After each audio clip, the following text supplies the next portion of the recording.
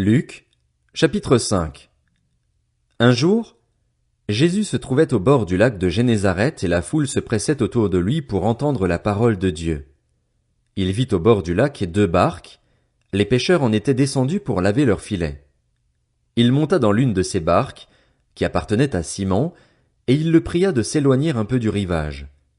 Puis il s'assit, et de la barque il enseignait la foule. Quand il eut fini de parler, il dit à Simon: « Avance là où l'eau est profonde et jetez vos filets pour pêcher. » Simon lui répondit: « Maître, nous avons travaillé toute la nuit sans rien prendre. Mais sur ta parole, je jetterai les filets. » Ils les jetèrent et prirent une grande quantité de poissons, et leurs filets se déchiraient. Ils firent signe à leurs compagnons qui étaient dans l'autre barque de venir les aider. Ils vinrent et remplirent les 2 barques, au point qu'elles s'enfonçaient. Quand il vit cela, Simon-Pierre tomba aux genoux de Jésus et dit: « Seigneur, éloigne-toi de moi, parce que je suis un homme pécheur. » En effet, lui et tous ceux qui étaient avec lui étaient remplis de frayeur à cause de la pêche qu'ils avaient faite. Il en allait de même pour Jacques et Jean, les fils de Zébédée, les associés de Simon.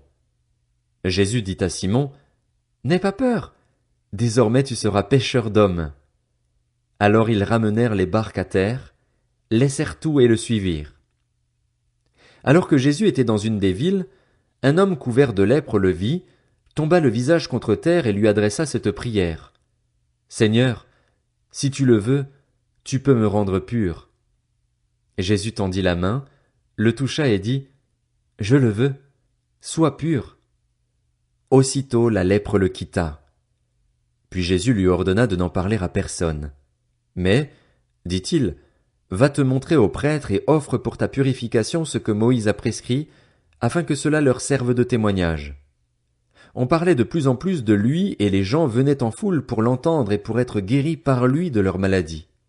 Mais lui, il se retirait dans les déserts et priait. Un jour, Jésus enseignait.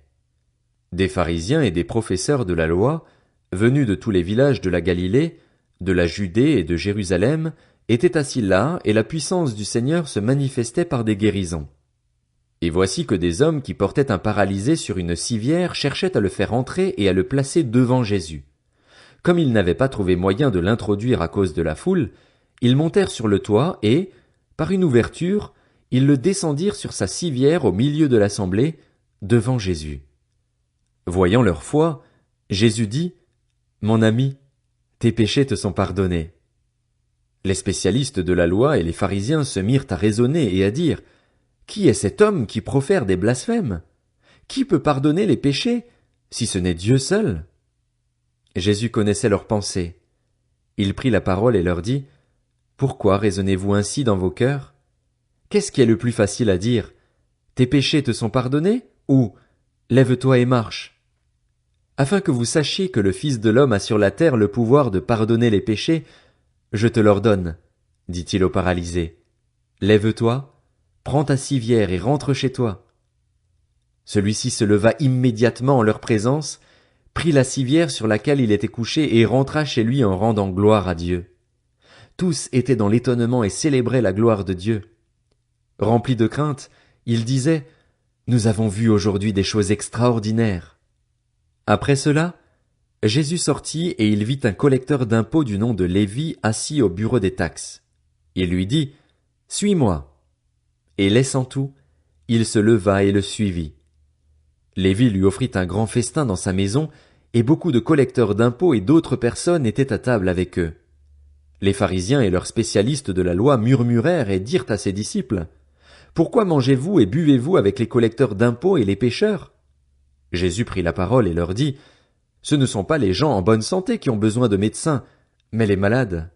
Je ne suis pas venu appeler des justes, mais des pécheurs, à changer d'attitude. » Ils lui dirent: « Pourquoi les disciples de Jean, tout comme ceux des pharisiens, jeûnent-ils fréquemment et font-ils des prières, tandis que les tiens mangent et boivent? » Jésus leur répondit: « Pouvez-vous faire jeûner les invités à la noce pendant que le marié est avec eux?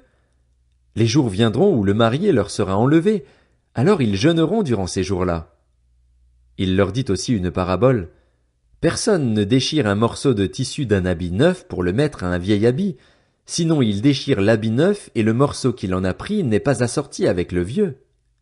Et personne ne met du vin nouveau dans de vieilles outres, sinon le vin nouveau fait éclater les outres, il coule et les outres sont perdues. Mais il faut mettre le vin nouveau dans des outres neuves et les deux se conservent.